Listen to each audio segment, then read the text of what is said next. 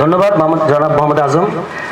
নিশ্চয়ই আমরা সবাই অপেক্ষা করছি ফরাদ ভাইয়ের কথা শোনার জন্য। আমি একটু জাস্ট আপনাদেরকে ধরিয়ে দিতে চাই যে মোহাম্মদ আজম বলেছেন অলরেডি যে গণ অভ্যুত্থান ব্যাপারটা ফরাদ ভাই দীর্ঘদিন যাবৎ প্রচার করছেন, সেই মানে ৮০ দশক থেকে, এবং তার লেখাপত্র এগুলো একেবারে রিটেন ডকুমেন্ট আছে, সংবিধান ও গণতন্ত্র নামে বই আছে, সশস্ত্র বিপ্লব, সশস্ত্র গণ অভ্যুত্থান, গণতান্ত্রিক রাষ্ট্রের বিকাশ এই নামে বই আছে।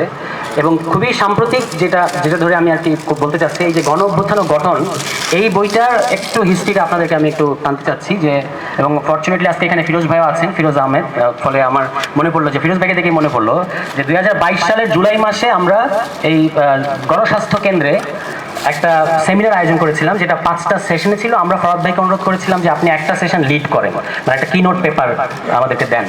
তখন উনি সেগুলো ছিল যে স্টেটের বিভিন্ন ইনস্টিটিউশন। তো ফরাদ ভাইয়ের সেশনটা ছিল সংবিধান ও গণতন্ত্র, আইন, সংবিধান ও গণতন্ত্র। তো আমার ধারণা ছিল যে 10-12 পাতার একটা রিটেন ডকুমেন্ট আমি পাবো। তো পরে দেখা গেল যে ফরাদ ভাই 46 পাতার, মানে A4 সাইজের 46 পাতার একটা মানে আমাদেরকে দিলেন, এবং সেটার নাম ছিল তখন গণতন্ত্র একটি জীর্ণ রাজনৈতিক বর্গ। এবং ওই সেশনে ফিরোজ ভাইও ছিলেন, আমাদের ফিরোজ আহমেদ, আপনারা সবাই চেনেন, উনি ওখানে প্যানেলিস্ট হিসেবে ছিলেন। আরও ছিলেন আসিফ নজরুল, নতুন সরকারের উনি একজন উপদেষ্টা, এবং আরও ছিলেন আরও একজন উপদেষ্টা, এই যে রিজওয়ানা আপা, এনারা তখন এই সেশনের প্যানেলিস্ট হিসেবে ছিলেন। তো দেখা যাচ্ছে যে ওই সেশনে ফরাদ ভাইও জড়িত, এবং এরা আজকে গণ অভ্যুত্থানের পরে গভর্নমেন্টে আছে। তো এটাও আমাদের জন্য একটা আনন্দের ব্যাপার। যাই হোক, তো এইটা পড়ার পরে, এটা যখন উনি দেওয়ার পরে রোমেল ভাই এবং আমার কাছে মনে হলো যে এইটাকে ফরাদ ভাইকে আমরা একটু পুশ করি, যেহেতু ফরাদ ভাইয়ের আসলে বিচিত্র দিকে কর্মকাণ্ড, যে আপনি এটা আমাদেরকে একটা বই করে দেন। তখন আমরা এটা ফরাদ ভাইয়ের পিছনে লেগে থাকলাম, এবং শেষ পর্যন্ত উনি লিখতে লিখতে এটার নাম গণতন্ত্র একটি জীর্ণ রাজনৈতিক বর্গ থেকে নামটা যখন বই আকারে বেরোলো, তখন গণ অভ্যুত্থান ও গঠনে গিয়ে ঠেকলো। আমরা বইটা মানে আমাদের ইচ্ছা ছিল যে 7 জানুয়ারিতে যে আগে নির্বাচন, ফরাদ ভাই চাচ্ছিলেন যে আমাদের রাজনীতিটা নির্বাচন কেন্দ্রিক না হোক, এটা গণ অভ্যুত্থান কেন্দ্রিক হোক। উনি এটা পার্সু করার চেষ্টা করেছেন রাজনৈতিক দল সহ, অ্যাক্টিভিস্ট সবার কাছে। কিন্তু সেটা তখন, যেটা মোহাম্মদ আজম বললেন, যেটা আসলে মনে হচ্ছিল যে অনেক বেশি আগানো, সময়ের চেয়ে অনেক বেশি আগানো, কিংবা কেউ কেউ কনস্পিরেসিও খুঁজেছেন যে এটা কি আওয়ামী লীগকে সুবিধা দেওয়ার জন্য করা হচ্ছে কিনা।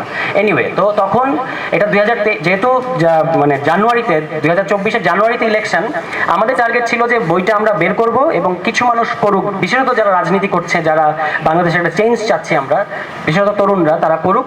তো আমি আপনাদেরকে কথা দিতে চাই যে এই বইটা তো এখন নতুন করে আবার আলোচনায় আসছে, আমরা এটা আরো সুন্দর করে আরো যত্ন নিয়ে এখন আবার বের করব। আপাতত এই বইটা পড়া যাচ্ছে, নিশ্চিতভাবেই পড়া যাচ্ছে, এবং বোঝা যাচ্ছে যে ফরাদ ভাই এখানে কি বলতে চাচ্ছেন। এবং আমি মনে করি যে এখানে বইটা আছে, যারা যারা আগ্রহী তারা এই বইটা পড়বেন। আর ফরাদ ভাইয়ের অন্য যে সংবিধান ও গণতন্ত্র, যারা বাংলাদেশের কনস্টিটিউশনাল হিস্ট্রি নিয়ে আগ্রহী, তাদের আমি বিশেষত আমার বয়সী যারা, তাদেরকে আমি রিকোয়েস্ট করবো যে আপনারা এই বইটাও পড়বেন। কারণ সেই 80-র দশক থেকে শুরু করে 111 পর্যন্ত বাংলাদেশের আইনি রাজনৈতিক বিতর্কগুলোর একটা দারুণ ক্রনোলজি ওখানে আপনারা পাবেন। এবং বাংলা ভাষার গদ্যে পত্রিকার কলাম লিখে এত গুরুতর রাষ্ট্রনৈতিক এবং দার্শনিক তর্ক করা যায়, এটার একটা মানে দারুণ মহড়া এই বইয়ের মধ্যে আছে। তো আমি এটুকুই বললাম, আমি আর কথা বাড়াবো না। এবার আমরা যার কথা শুনতে চাচ্ছি, ফরাদ ভাইকে কিছু মানে কি ধরনের আলাপ করা দরকার, তার কিছু একটা মানে কয়েকটা শব্দ, প্রধান প্রধান কতগুলো বর্গ আমরা দেওয়ার চেষ্টা করেছি, যদিও আমরা জানি যে উনি এগুলো ভেঙে চুরে অনেক কোথায় যাবেন, সেটা দেখা যাক। তো আমরা ফরাদ ভাই কথা বলবেন, এবং তারপরে আমরা এটা একটা মাইক্রোফোন দিয়ে আমরা মোটামুটি ওকে। ঔপন্যাসিক মুরাদ কিবরিয়া, উনি ফরাদ ভাইকে প্যালেস্টাইনের যে প্রতীকে পরিণত হয়েছে কেফিয়া, এবং প্যালেস্টাইন আমাদের জন্য বিশেষভাবে প্রাসঙ্গিক, সুতরাং প্যালেস্টাইনের কাফিয়া পড়াই দিচ্ছেন ফরাদ ভাইকে। এটা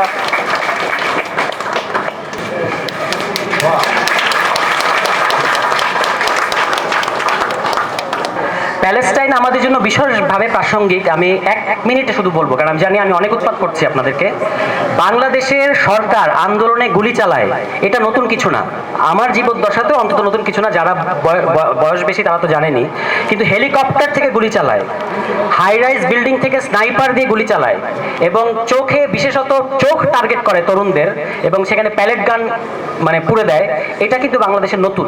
এবং ব্ল্যাক আউট থাকে টানা 1 সপ্তাহ। এই উদাহরণ আপনি দুটো জায়গাতে পাবেন, কাশ্মীরে এবং ওয়েস্ট ব্যাংকে। তো আর আমরা জানেন, ফরাদ ভাই জানেন, যখনই 7 অক্টোবরে হামাসের হামলাটা ঘটলো, হামাস যখন মানে তাদের যে প্রিজন, বড় যে প্রিজন, এটা যখন ভাঙলো, এরপরে ফরাদ ভাই এবং আমরা সিদ্ধান্ত নিলাম যে আমরা প্যালেস্টাইন ইস্যুটাকে খুব সিরিয়াসলি নেব। তখনও বাংলাদেশে 7 জানুয়ারি ইলেকশন চলছে। তো 7 অক্টোবরে হামলার পরে আমরা শহীদ মিনারের আয়োজন করেছি, এখানে পরিবাগে আমরা এই উপরে কথা বলেছি, সেখানেও ফিরোজ ভাই ছিলেন, মানে অনেকগুলো কোইন্সিডেন্স।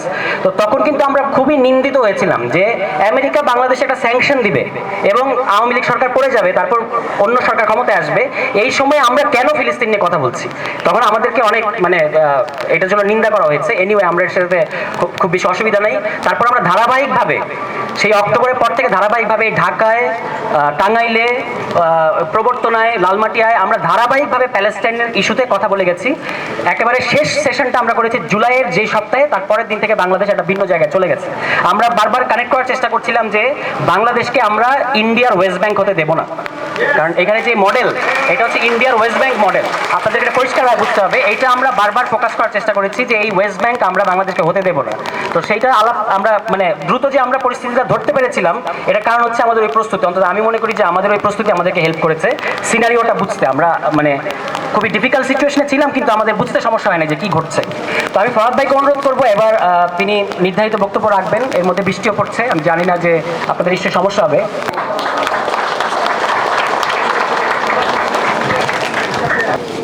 আমি একটু অসুস্থ, আপনারা তো আমাকে শুনেছেন, তো অবশ্য গণঅভ্যুত্থান থেকে সুস্থ হয়ে গেছে।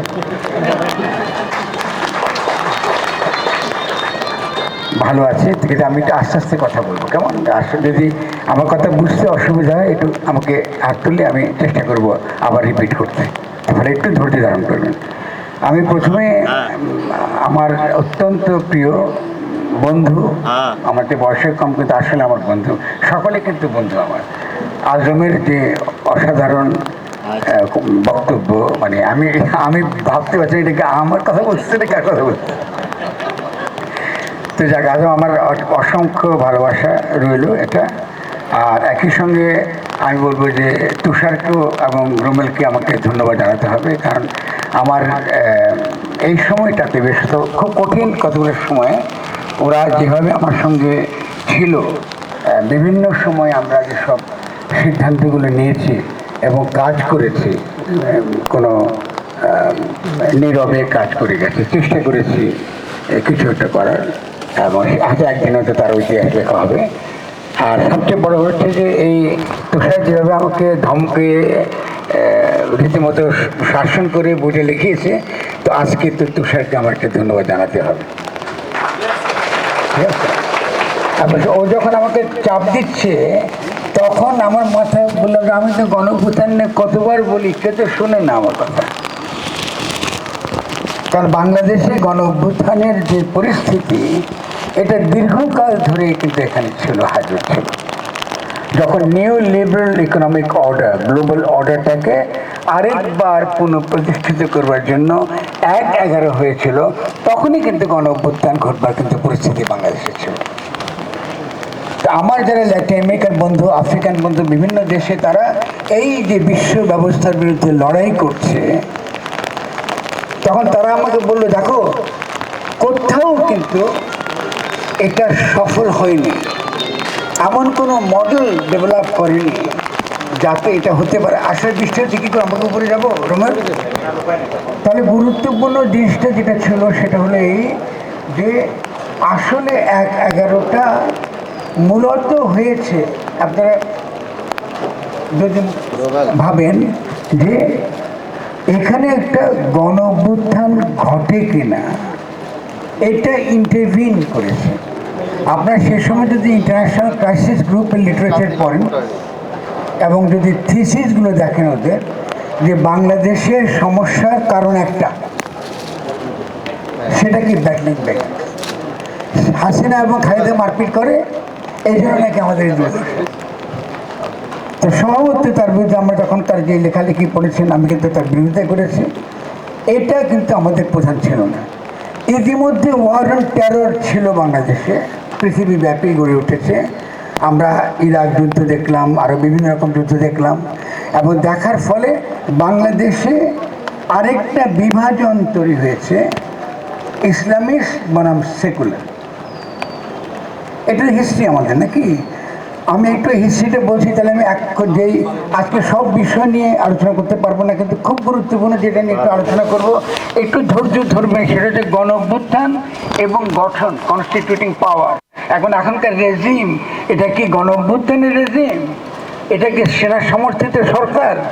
এই ব্যাপারটা একটু আলোচনা করব। সেই আলোচনার জন্য যে সকল কনসেপচুয়াল টুল লাগে, আমাদের চিন্তার যে সকল বর্গ লাগে, ওগুলো নিয়ে আমরা একটু আলোচনা করব। এবং তারপর আমরা শেষ করবো বেশি, তারপর প্রশ্নের পরিপ্রেক্ষিতে আবার আমরা কিছু আলোচনা করব। তাহলে মনে রাখতে হবে যে ওই যে বিভাজনটা ঘটিয়ে দেওয়া হয়েছে, কি বিভাজন ঘটিয়ে দেওয়া হয়েছে? ঘটিয়ে দেওয়া হয়েছে যে তুমি হলাম ইসলামিস্ট আর আমি হলাম সেকুলার। এর পরবর্তীতে আমরা কি দেখলাম, এটাকে আরেকটা ধাপ এগিয়ে নিয়ে যাওয়ার জন্য শাহবাগ আইলে এসে গেল। এটা হলো শাহবাগের কনটেক্সট। শাহবাগে যারা গেছে তারা যে খারাপ লোক, তারা যে মন্দ লোক, শাহবাগী বলে কোনো ক্যাটাগরি, এগুলো আমি পছন্দ করি না, ট্যাগিং খুব অপছন্দ করি। রাজনীতি যেটা বলছে, মানে আজম খুব সুন্দর করে বলছে, রাজনৈতিকতার যে বিকাশ, এটাতে ঘটাতে হলে ট্যাগিংটা মারাত্মক রকম ক্ষতিকর, এবং এর শিকার দীর্ঘদিন ধরে আমি হয়েছি। কেমন? এটা শুরু করেছিল আমাদের বাংলাদেশের মহান বুদ্ধিজীবী নাজমুল ইসলাম খান।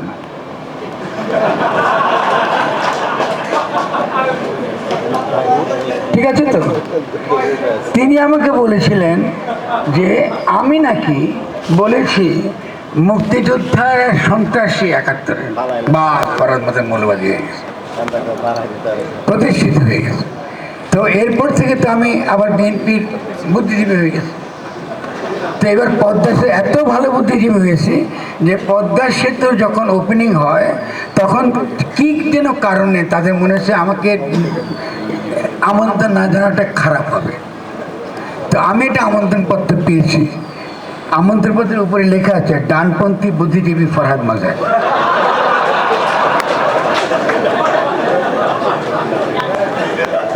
হ্যাঁ, ডানপন্থী বুদ্ধিজীবী ফরহাদ মাজার।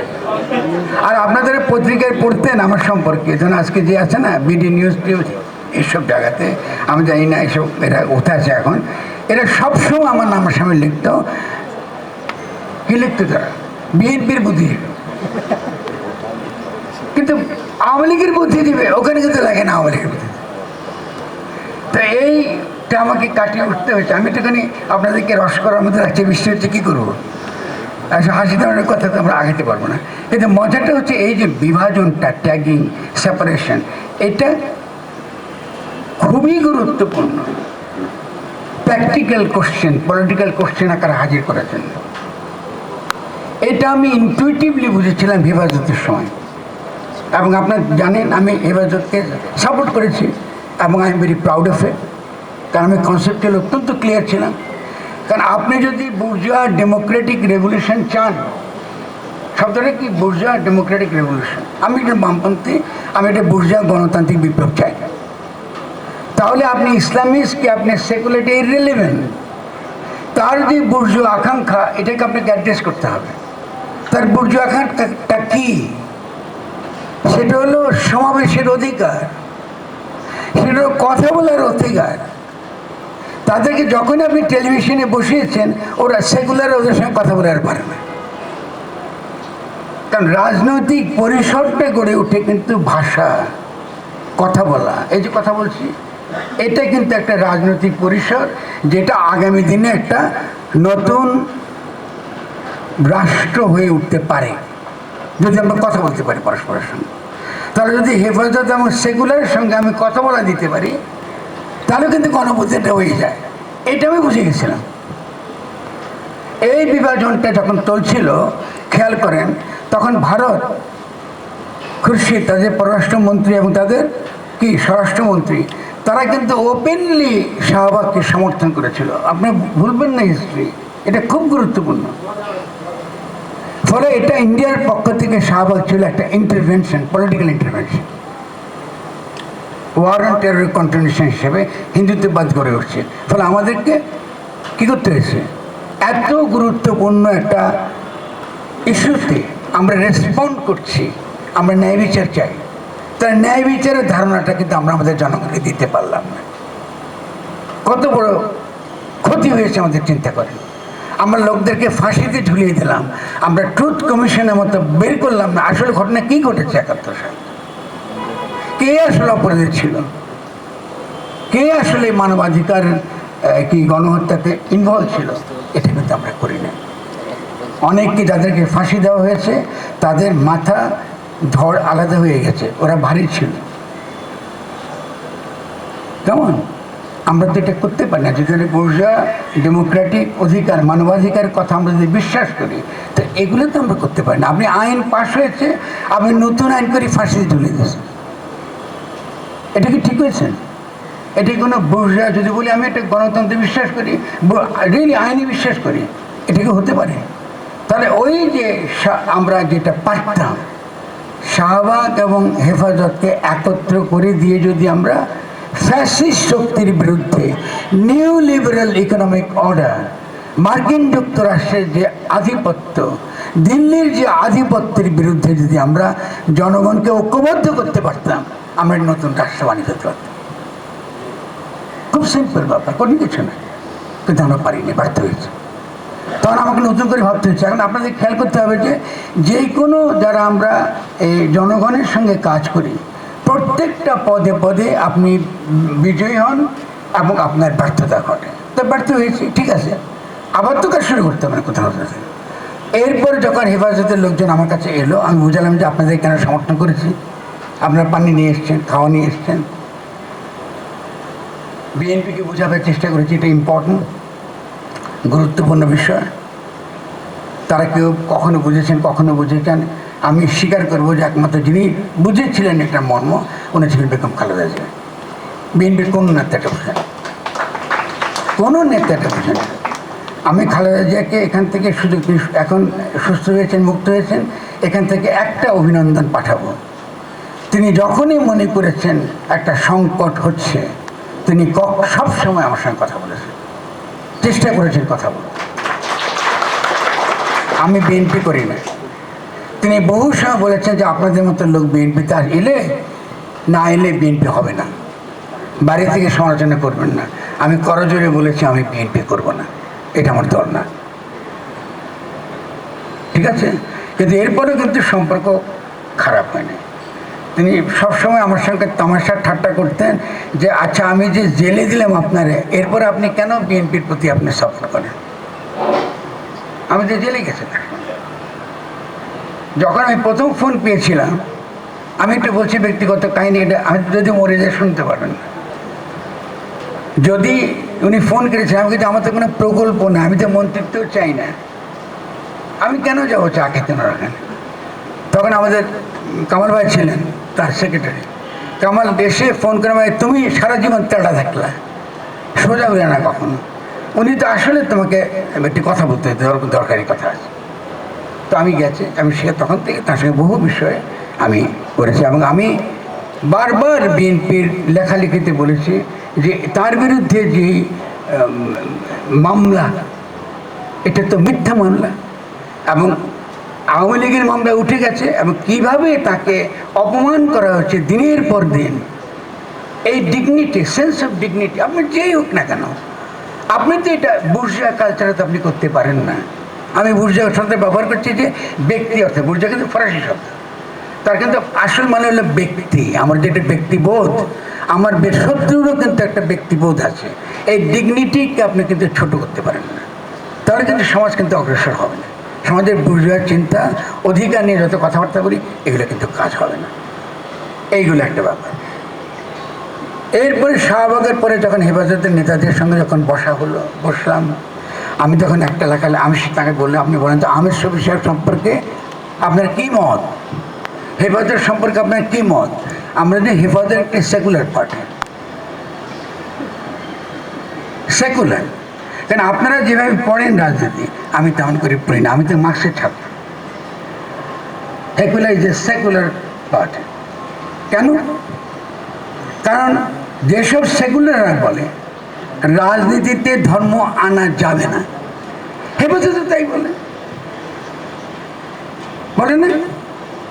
শেখ হাসিনা থাকুক 250 বছর, অসুবিধা নেই, আমরা রাজনীতি করব না, খালি আমাদের ধর্মের বিরুদ্ধে কিছু বলা যাবে না, এটা সেকুলারিজম।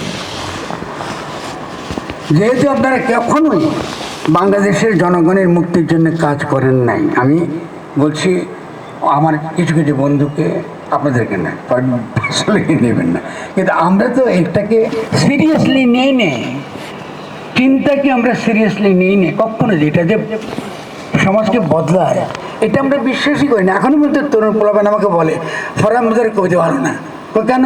ওটার মধ্যে চিন্তা থাকে। কি সমস্যা? আমাদেরকে জীবন দাস বলেছেন যে ওই যে সুন্দরীর শিরা উপর শিরার মতন পেছনে থাকতে হবে চিন্তা। এই যে স্টুপিডিটি, পিওর স্টুপিডিটি, এই ধরনের কবি সাহিত্যের জন্য কিন্তু বাংলাদেশে আমরা আগাতে পারিনি, কারণ ওরা জানি না সাহিত্য কাকে বলে। বেসিক যে কনসেপ্ট, বেসিক সিম্পল যে ধারণা সাহিত্য কি, শহীদ, বাংলাতে ভাষা আরো সহজ। শহীদ মানে সম্পর্ক তৈরি করা, শহীদ মানে কমিউনিটি তৈরি করা। ওরা সাহিত্য বলতে লিটারেচার বুঝে, মুশকিল না।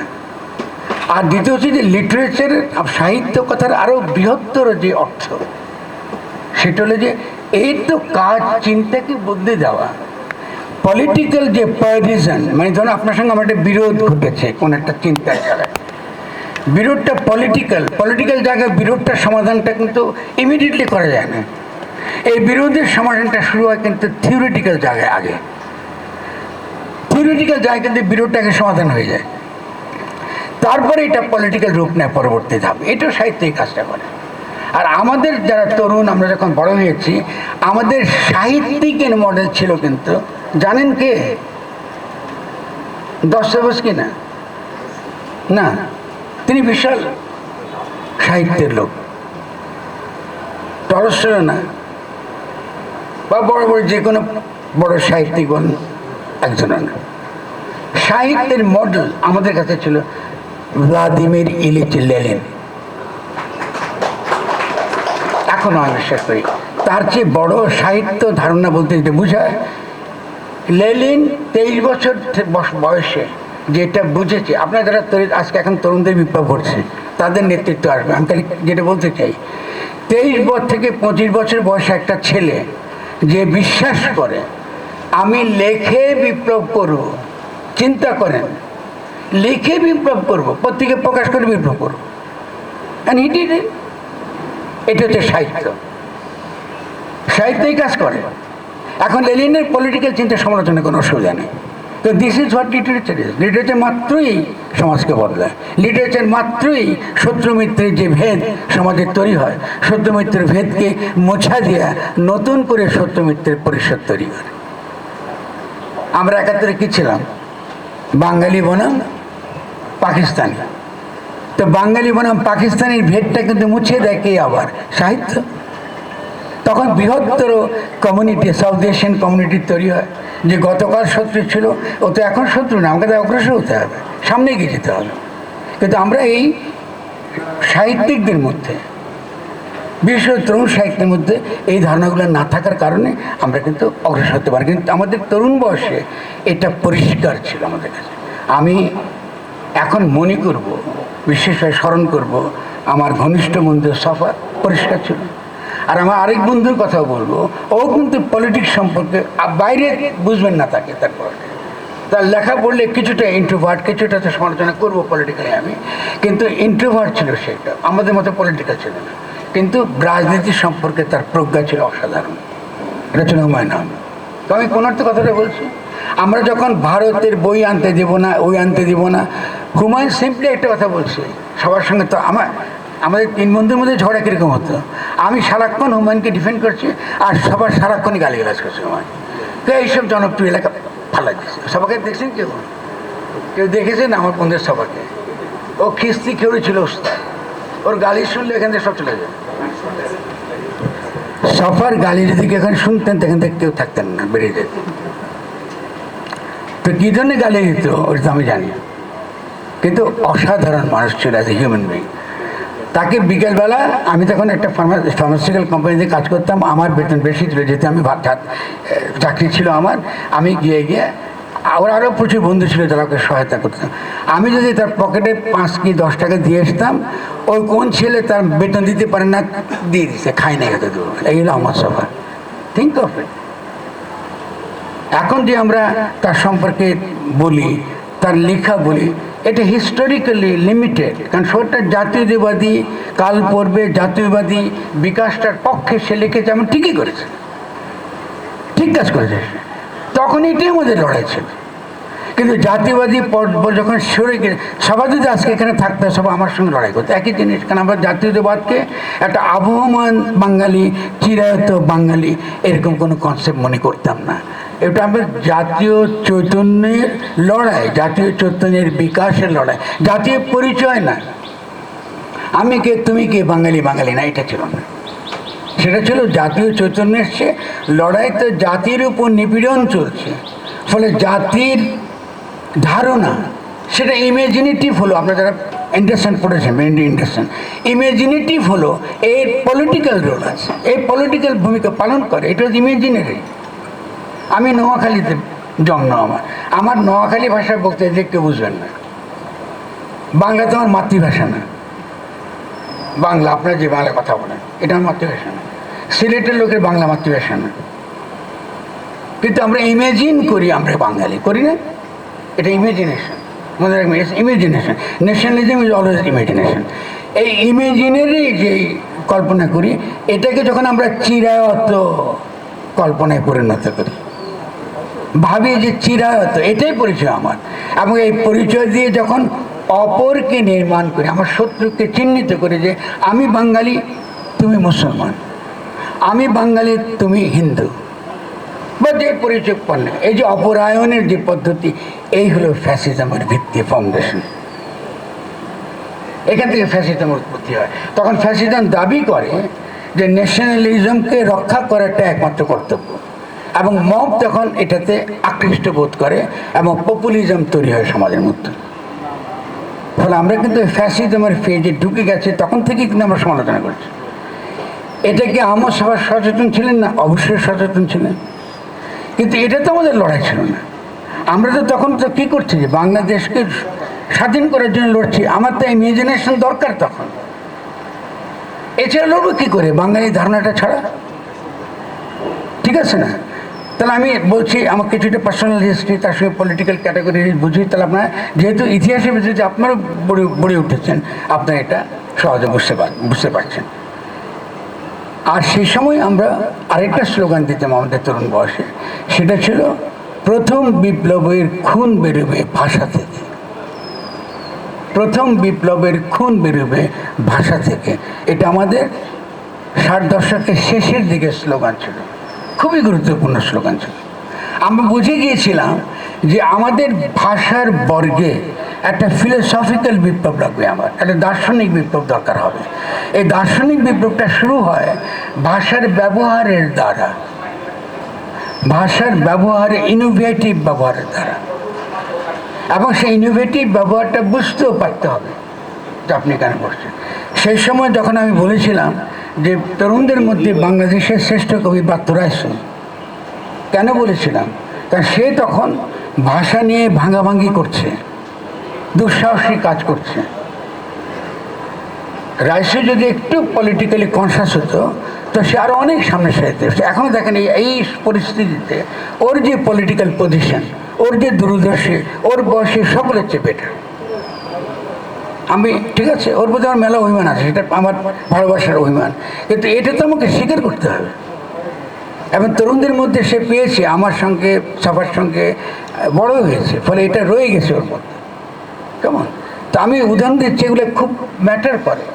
ফলে প্রথম বিপ্লবের খুন বেরোবে ভাষা থেকে। ফলে আমাদের কিন্তু নতুন ল্যাঙ্গুয়েজ তৈরি করতে হবে যদি আমরা বিপ্লব করতে চাই, নতুন একটা ভাষা তৈরি করতে হবে আমাদের, যদি আমরা বাংলাদেশকে এগিয়ে নিতে চাই। এটা খুব গুরুত্বপূর্ণ। তো আমি এটা বলার পরে আমরা যেটা করব, যে এর পরের ঘটনাটা বাংলাদেশে এই পর্যায়ে আমরা কী করে এলাম, আমাদের কোথায় কোথায় আমাদের ইন্টারভেনশনটা ছিল, আমি তার ডিটেল বলতে পারবো না, কিন্তু কিছু মোটা দাগের কিছু কথা বলি। প্রথম ধরুন হেফাজত এবং শাহবাগের পরে আমাদের প্রধানকে যে কাজটা ছিল সেটা হলো এই যে সমাজে বিভাজনটা তৈরি হয়েছে, এই বিভাজনটা আমরা কি করে মেলাতে পারি। আবার যদি আমি আমার শত্রুর দিকে দৃষ্টি নিবদ্ধ করতে চাই, যে আমার শত্রুকে ফ্যাসিস্ট্রেট রাষ্ট্র, আমার শত্রুকে ফ্যাসিবাদ, আমার শত্রুকে ফ্যাসিস্ট শক্তি, তিনটে কিন্তু ক্যাটাগরি, আমি সবসময় এটাকে আলাদা করি। একটা হচ্ছে ফ্যাসিবাদ, একটা হচ্ছে ফ্যাসিস্ট শক্তি, আর একটা হচ্ছে ফ্যাসিস্ট রাষ্ট্র। আমি হয়তো একটু পর আস্তে আস্তে ব্যাখ্যা করবো, কিন্তু এই তিনটা ধারণা মনে রাখবেন, খুব গুরুত্বপূর্ণ। ফ্যাসিবাদ কিন্তু আমাদের মধ্যে আছে, এখনো কিন্তু থাকতে পারে। যদি মনে করি এটা আমার একমাত্র পরিচয়, কীরকম? যদি আমি করেছি ঠিক আছে, শাহবাগীদের তো পরাস্ত করলাম, কিন্তু ইসলামের পরিচয়টা হচ্ছে যে একমাত্র পরিচয় আমার। এই যে পরিচয়বাদ, একটা চিরায়ত পরিচয়ের মধ্যে ঢুকে গেলাম, এই পরিচয়ের দ্বারা আর সকলকে শত্রু বানিয়ে ফেললাম, এটা কিন্তু ফ্যাসিবাদ।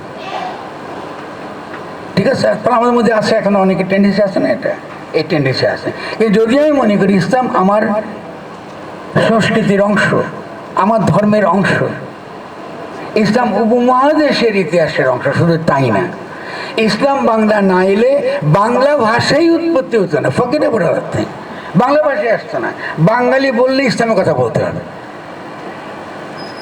তাহলে ইসলামের ইতিহাস তো সৌদি আরবের ইতিহাস না, নাকি?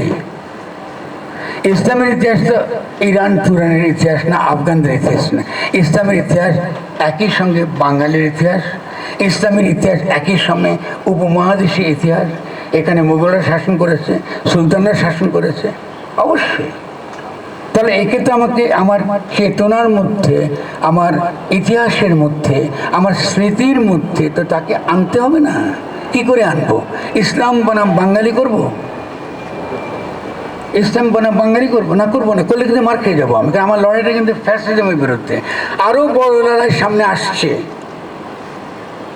আমাদের ভাবা উচিত না এই আন্তর্জাতিক ভূরাজনৈতিক যে সকল প্রতিযোগিতা চলছে সেখানে ইন্টারভেনশন হবে না, এবং হয়ে গেছে ইতিমধ্যে। আমি আস্তে আস্তে একটু পরে, বেশি সময় নেব না, কারণ আপনাদের কথা শুনবো আমি। এবং কী করে এই দিন পর দিন এই ঘটনাগুলো বদলিয়েছে বর্তমানে এই গণ-অভ্যুত্থানের পরিপ্রেক্ষিতে, এটা বুঝতে হবে আপনাদেরকে। তাহলে আমাদেরকে এগুলোকে এক জায়গায় আনতে হবে, এই বিভাজনগুলো ভেঙে ফেলতে হবে, ভেঙে আমাদেরকে দৃষ্টি নিবদ্ধ করতে হবে। আমাদের লড়াইটা এসেনশিয়ালি ফ্যাসিবাদের বিরুদ্ধে, সুনির্দিষ্টভাবে ফ্যাসিস্ট শক্তি, বা যাদেরকে আমরা বলি হাতুড়ি লীগ, কি হেলমেট লীগ, কি ছাত্রলীগ, কি আওয়ামী লীগ, সে ফ্যাসিস্ট শক্তি আকারে নিজেকে সংগঠিত করতে পেরেছে ওই যে বাঙালি জাতীয়তাবাদ ভিত্তিতে, একটা ইডিওলজির ভিত্তিতে সে কিন্তু করতে পেরেছে। ফলে এই শক্তি আর ফ্যাসিবাদ কিন্তু এক নাগার। আরও নানান রকম ফ্যাসিবাদ সমাজে আছে, এটা একটা রূপ মাত্র। কিন্তু বাঙালি জাতিবাদ একটা ফ্যাসিস্ট রাষ্ট্র কায়েম করতে পেরেছে। এটা কখন কায়েম করলো সে? ১/১১ ইন্টারভেনশনটা হলো আন্তর্জাতিক ক্ষেত্রে ব্যাটলিং বেগমসের সরাবার জন্য। আপনারা তখন জানেন যে হাসিনাকেও বিদেশে পাঠিয়ে দেওয়া হবে বা মেরে ফেলা হবে, খালেদাকেও বিদেশে পাঠিয়ে দেওয়া হবে অথবা মেরে ফেলা হবে। যেহেতু ব্যাটলিং বেগমস একমাত্র প্রবলেম, ওয়ার্ল্ড ব্যাংক প্রবলেম না, IMF প্রবলেম না, ইন্টারন্যাশনাল ট্রেড প্রবলেম না, ডেভেলপমেন্ট পলিসির প্রবলেম না, সমস্যা হলো হাসিনা এবং খালেদা বাংলাদেশ। এটা হলো, এটা কি হচ্ছে? এর নামে কিন্তু ইন্টারভেনশন হলো বাংলাদেশ ১/১১। সেই ইন্টারভেনশনের পরে যারা এই ঘটনা ঘটিয়েছেন তারা কি করেছেন? দেশ এখন দেশে নেই। তারা যখন পরবর্তীকে এলেন তখন তারা কি করলেন? এমএ আহমেদ একটা সেনা সমর্থিত তত্ত্বাবধায়ক সরকার তারা নিয়ে এলেন। তারা সেনা সমর্থিত তত্ত্বাবধায়ক সরকার নিয়ে এলেন। এখন এই যে সেনা সমর্থিত তত্ত্বাবধায়ক সরকার তারা আনলেন, এটাকে আমরা লেখালেখি করে আন্দোলন করে কিন্তু সরিয়েছি। খুব কম লোক আমাদের সঙ্গে তখন ছিল। অনেক থ্রেটের মুখে, মৃত্যু ভয় মাথায় নিয়ে আমরা কিন্তু বলেছি এই সেনা সমর্থিত সরকার আমরা চাই না। এবং আপনারা তখনকার যদি আমার লেখা পড়েন, আমি বলেছি শেখ হাসিনার মুক্তি চাই। কেন? বিরাজনীতিকরণের প্রক্রিয়া আমাদের যে রাজনৈতিক প্রকল্প তার সঙ্গে বিরোধী। আমরা কোনো বাইরের শক্তি এসে আমাদের এখানে রাজনীতিতে হস্তক্ষেপ করুক, আমরা আরও ২০-৩০ বছর পিছিয়ে যাব। ঠিক একই ঘটনা ভেনেজুয়েলায় ঘটছে, ল্যাটিন আমেরিকায় ঘটছে, বিভিন্ন দেশে ঘটছে, আফ্রিকাতে ঘটছে। আফ্রিকা এখন সচেতন, তারা এদেরকে ফরাসিদের পাছা লাথি মেরে বের করে দিচ্ছে, মার্কিনদের পাছা লাথি মেরে বের করে দিচ্ছে, যেহেতু তারা টের পেয়ে গেছে ঘটনাটাকে। আমরা এখনো কিন্তু বুঝতে পারিনি, ঠিক আছে না? আচ্ছা, এরপর আমাদের কাজটা কী ছিল? শাহবাগের পরে আমাদের তরুণ ছাত্ররা যারা আমাদের পাঠচক্রে ছিল, আমাদের ভাববুদ্ধির আছে, তাদেরকে আমরা বোঝাবার চেষ্টা করেছি এই ঐক্যটা আনো, এই ঐক্যটা, এই গ্যাপটা তোমরা মিটিয়ে ফেলো। কে জামাতি, কে বিএনপি, কে বাম, এইসব ফালতু দেখো বাদ দাও, ফোকাস করো কিসের উপরে? ফ্যাসিস্ট স্টেটকে মোকাবেলা করার জন্য। এবং বোঝা যাচ্ছে আমরা সফল হয়েছি, ইয়াংদের মধ্যে কিছুটা গেছে এই চিন্তাটা, তরুণরা বুঝে গেছে খেলাটা কেমনে খেলতে হবে। কে বলছে আমরা খেলা হবে বলছে না, আমরা তো খেলছি কিন্তু আমাদের বলি নেই, যে বলে তো খেলা হয় না, খেলতে হয়। তো সেটা কীভাবে? চিন্তার পরিবর্তনের মধ্যে দিয়ে, আমাদের ধারণার পরিবর্তন দিয়ে আমাদেরকে খেলাটা খেলতে হয়েছে। এবং অবিশ্বাস্য, এই বাচ্চা বাচ্চা তরুণরা যে ঘটনা ঘটেছে, ঘটিয়ে দিয়েছে, অবিশ্বাস্য, এটা অভূতপূর্ব ঘটনা। এটা চিন্তা করা যায় না। আপনারা আমি যেদিন এটা শুনলাম, আন্দোলনটা দেশভাগে এই জায়গায় কোটা সংস্কার থেকে তারা যেদিন বৈষম্য বিরোধী আন্দোলন নামটা দিল, আমি সারা রাত লাফিয়েছি ঘরে, যে যাক আমার সারা জীবনের পাঠচক্র সফল হয়েছে। এই বুদ্ধি হয়েছে ওদের কি করে স্থানীয় আন্দোলনকে জাতীয় আন্দোলনে রূপান্তরিত হয়। খুব সিম্পল ব্যাপার, ছোট্ট, আপনারা কিন্তু বুঝেন না ঘটনাটা কি ঘটছে। এই পরিবর্তনটা কিন্তু একটা শর্ত তৈরি করছে, রাজনৈতিক শর্ত, বৈষম্যহীন সমাজ চাই আমরা। এটা তো পুরনো কথা, কিন্তু এই বৈষম্যহীন সমাজটা তারা চেতেছে। তার মধ্যে কি মাদ্রাসার ছেলেরা আছে, সেকুলার ছেলেরা আছে, আস্তিক আছে, নাস্তিক আছে, সব এক জায়গাতে লড়তেছি কার বিরুদ্ধে? এবার কিন্তু সত্য পরিষ্কার, ও কিন্তু আর চেয়ার লোকাতে পারছে না, সত্য কিন্তু চিনে ফেলছে ছেলেমেয়েরা। তাহলে চিন্তা কি করে ঘটায় একটা পর একটা, আমরা কিন্তু এটা করেছি। আমরা কি তখন বিএনপিকে বোঝাবার চেষ্টা করি নাই? আমরা বিএনপিকে চেষ্টা করেছি, আমি চেষ্টা করেছি যে দেখুন আপনারা যেটা করছেন, যে মার্কিন যুক্তরাষ্ট্র এসে ইন্টারভেনশন দেবে, স্যাংশন দেবে এবং আপনাদের ক্ষমতায় বসে দেবে, এটা দিবা স্বপ্ন। সমাজ যেখানে গেছে একটা গণ অভ্যুত্থানের জন্য একটা সমাজ তৈরি হয়ে গেছে। দয়া করে আপনারা এই ভুল করবেন না যে আপনারা কথায় করে নির্দলীয় নিরপেক্ষ সরকারের অধীনে নির্বাচন দিন, প্লিজ প্লিজ এইটা বাদ দেন। আপনারা একটা প্রোগ্রাম দেন যেটা আপনারা করতে চান। আমি তারপরে 7 কিস্তি তাদের তথাকথিত রাষ্ট্র মেরামতের প্রোগ্রামকে সমালোচনা করেছি, আমি করেছি। আপনার চিন্তাতে গিয়ে দেখবেন আমি করেছি এটা, তাদের যেন তারা সঠিক পথে বুঝতে পারে এটা রং পথ, তাদের রাজনীতি ভুল রাজনীতি, তারা রাজনীতি করছে তারপরে কি আবার পিছিয়ে চলে যাচ্ছে। যতক্ষণ পড়ছি তখনকার প্রত্যেকটা দিনের লেখা আপনি পড়েন, আমরা বিএনপিকে সমর্থন করেছি প্রত্যেকটা পদে পদে, প্রত্যেকটা পদে পদে আমার লেখা পড়েন, এগুলো সাক্ষী আছে তো এখন, এগুলো তো হারিয়ে যায় না একটা, তারা কিচ্ছু করেন। যদি তারা করতো, এই গণতান্ত্রিক এখনকার যে অভ্যুত্থানটা হয়েছে এটা বিএনপির নেতৃত্বে হতো, সমস্ত ছাত্র তরুণরা তাদের পতাকার তলে যেত, কিন্তু তারা আমাদের কথা শুনে। আপনারা দয়া করে, আমি তো এত ডিটেল বলতে পারি না, একটু চিন্তা দেখলে দেখবেন পুরনো দেখা গেল কীভাবে কাকুতি মিনতি করেছে আমি। তারপরে তা আমার বিরুদ্ধে আক্রমণ করলো যে ফরহাদ মাজার কী করে ইনসাফ কমিটি করে বিএনপিকে ভাঙতে চায়। ইনসাফ কমিটি করার একটা আলাদা হিস্ট্রি আছে। যে শপথ এসে বললো ম্যাডামকে শরীর খুব খারাপ, আপনাকে খবর পাঠিয়েছে ইনসাফ কমিটি করতে হবে। আমি তো আগে করার পর এটা বন্ধ করে দিচ্ছি, কেন ওই কমিটি করলে তারা সবসময় দেখেছে ওদের দলের লোকজন নিয়ে আসে। আরে ভাই এটা কেমন কথা, আপনি তো মানবাধিকার কাজটা দলীয় আকারে করতে পারবেন না।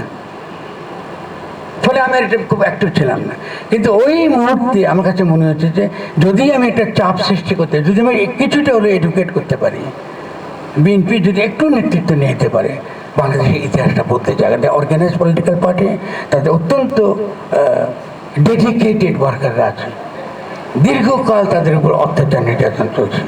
তো আপনারা দেখেছেন কীভাবে আমাকে অপমান করা হয়েছে। আমি নাকি কি রেজাকে প্রধানমন্ত্রী বানাবো, ডিজিএফআই আমাকে দিয়ে নামাইছে, এগুলো তারা বলেছে। এখনো পর্যন্ত ক্ষমা চাই নাই যে আমাদের ভুল ছিল ওটা, ঠিক আছে। কিন্তু ইতিহাস তো কারোর জন্য বসে থাকে না। তো যখন আপনি দেখতে পাচ্ছেন এই দলগুলোর দ্বারা কিছুই হবে না, ওরা আসলে কিছু করতে চায় না, আমাদের আগ্রহী না, কোনো রকম সামাজিক তর্ক-বিতর্কে অংশগ্রহণ করে না, তাদের কোনো লোকও নেই অংশগ্রহণ করার, না বিএনপি না যে কোনো দলের কথা বলে, রাজনৈতিক দলের কথা বলে, স্বভাবতই নেতৃত্ব তরুণদের হাতে চলে এসেছে। কারণ তরুণরা তো তাদের দিকে তাকায় থাকবে না, ইতিমধ্যে তারাও তো ম্যাচিউর হয়েছে, তারা তো বুঝেছে রাজনীতিটা কি, তাদের তো স্বপ্ন এখন অনেক বড়, তারা বিশ্ব ইতিহাস সৃষ্টি করবে এবং ইতিমধ্যে তারা বিশ্ব ইতিহাস সৃষ্টি করেছে। আগামী দিনে হ্যানুকুন আছে, সকালবেলা আমার তিনজন বন্ধুর সঙ্গে দীর্ঘ আলাপনা হয়েছে, বিদেশি বন্ধু। তারা বলছে তোমাদের এই মডেল ল্যাটিন আমেরিকা পারলো না, কী করে তোমরা গড়ে তুললো এটা? ল্যাটিন আমেরিকা দীর্ঘদিন ধরে লড়াই করছি, আমরা এরকম কোনো মডেল আমরা ডেভেলপ করতে পারি না। How did you do? হয়তো তরুণরাও জানে না তারা কী ঘটনা ঘটে দিয়েছে। নবীরা কি নিজেরা জানে যে তারা নবী? জানে না। বিপ্লবীরা কিন্তু জানে না যে বিপ্লবটা হবে এবং সে ইতিহাসে নায়ক হয়ে যাবে, কিন্তু তরুণরা ইতিহাসে নায়ক হয়ে গেছে। এটা তাদেরকে স্বীকার করতেই হবে, আমরা চান বা না চান, ঠিক আছে। এখন তাদের মধ্যে ভুল করবে, ওরা নানান বিষয় আমরা আলোচনা করি নাই বা আমাদের সমাজে পরিষ্কার না, ফলে কতগুলো বড় বড় ভুল হয়েছে, এটা আমি একটু পরে যাবে। তার পরিপ্রেক্ষিতে আমরা গণ-অভ্যুত্থান এবং গঠন আলোচনা করবো, তাহলে কংক্রিট হবে আলোচনাটা, পরিষ্কার আলোচনা হবে। প্রথমত গণ-অভ্যুত্থান কি, এটাকে আমাকে ব্যাখ্যা করে বলতে হবে। আপনার চোখের সামনে দেখছেন তো, দরকার আছে না? কিছু কিছু দরকার আছে, কিছু কনসেপচুয়াল ক্রাইটেরিয়া বোঝা আছে গণ-অভ্যুত্থানটা সম্পর্কে আমাদের। গণ-অভ্যুত্থানে দেখেন ইংরেজিতে একটা শব্দ আছে, একটা হচ্ছে রেভলিউশন, একটা হচ্ছে ইনসার্জেন্সি। দুটো শব্দ না, একটা হচ্ছে রেভলিউশন আর একটা ইনসার্জেন্সি, এক না কিন্তু। ঠিক তেমনি এখানে আমরা এটাকে আমাদের বাংলা ভাষায় কী বলি? আমি বলি অভ্যুত্থান। অভ্যুত্থান কিন্তু গণ-অভ্যুত্থান না, ইনসার্জেন্সি। এটা সেনাবাহিনী করতে পারে, এটা যেই কোনো আর্ম গ্রুপ করতে পারে। কেমন একটা আর্ম সশস্ত্র বাহিনী, ধরেন আজকে যে কোনো কারণে যারা ক্ষমতা আছে তাদের বিরুদ্ধে একটা সশস্ত্র আঘাত করে তাদেরকে সরিয়ে দিয়ে তারা ক্ষমতা দখল করে বসে, হ্যাঁ পারে। এমই আহমদকে দেখেছি, করছে না? এমই আহমদের করছে। আপনার এটা সে অর্থে আপনাদের চোখে মনে হয় না যে এটা সশস্ত্র, এটা তো সশস্ত্র ছিল, সেনাবাহিনী করেছিল ওটা। তাদের যে অভ্যুত্থানটা ছিল ওটা ছিল ইনসার্জেন্সি, মিলিটারি ইনসার্জেন্সি। তারা তত্ত্বাবধায়ক সরকারের গার্ড পরে এসছে, আর তত্ত্বাবধায়ক সরকার এই গার্ডটাই পোশাকটা কিন্তু রাজনৈতিক দলগুলো বানাইছে, আমরা বানাইনি। ওর অধীনে তারা কিন্তু এই ঘটনাটা করে দিয়ে চলে গেছে। ফলে আমাদেরকে অবশ্যই তত্ত্বাবধায়ক সরকার নামক কনসেপ্টে ফালা দিতে হবে। এসব বাজে কনসেপ্ট, এগুলো হচ্ছে ওয়েস্টার্ন কনসেপ্ট, ক্রমাগত ইন্টারভিন করবার জন্য। আমাদের যে কোনো গণ-অভ্যুত্থান আগামী দিনেও এটার নামে কিন্তু ইন্টারভিন করবে। এখনও কিন্তু খেয়াল করেন অন্তর্বর্তীকালীন সরকার বা অন্তর্বর্তী সরকার, আমি আসতেছি একটা পর, আমরা কোথায় আটকে গেছে এখন? তাহলে কী দাঁড়িয়ে দাঁড়ালো আমাদের? আমরা দেখলাম যে ইনসার্জেন্সি, এরশাদ ইনসার্জেন্সি করেছে, এমই আহমদ ইনসার্জেন্সি করেছে, কিন্তু গণ-অভ্যুত্থানটা হয় নাই। গণ-অভ্যুত্থানের ধারণাটা হলো এই, গণ এখানে খুব গুরুত্বপূর্ণ। পিপুল পার্টিসিপেট করে, জনগণ অংশগ্রহণ করে। এখন গণ-অভ্যুত্থানের ধারণার মধ্যে কিন্তু একটা দুটো ধারণা আমাদের সময়, আমরা যারা পুরানা বিপ্লবী, আপনারা বলতে পারেন ব্যর্থ বিপ্লবী, তো আমরা পুরানো বিপ্লবী, আমাদের মধ্যে সে তকটা ছিল। এর একটা হলো গণযুদ্ধের ধারণা, এটা আমরা কার কাছে পেতাম? মাও জেদুংয়ের কাছ থেকে। আরেকটা দেশে মাও জেদুংয়ের কনসেপ্ট, একই কনসেপ্ট চর্চা করেছিলেন আরেকজন, তাকে গণবাহিনীর ধারণা। এটা হলো পিপলস ইনসার্জেন্সি। খেয়াল করেন, রেভলিউশন না কিন্তু, এটা পিপলস ইনসার্জেন্সি। এটা কিন্তু বৈধ, অসুবিধা নেই। কিন্তু পিপল ইনসার্জেন্সি যখন একটা রাষ্ট্রকে কায়েম করতে চায়, রাষ্ট্রকে যখন সে কায়েম করে, এটা ডিফিকাল্ট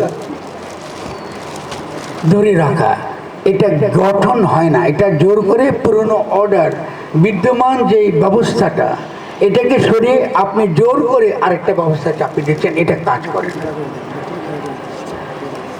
কাজ যখন করে না, তখন সিরাজ আলম খান যখন এত কষ্ট করে স্বাধীনতা যুদ্ধ করলেন, জাসদ করলেন,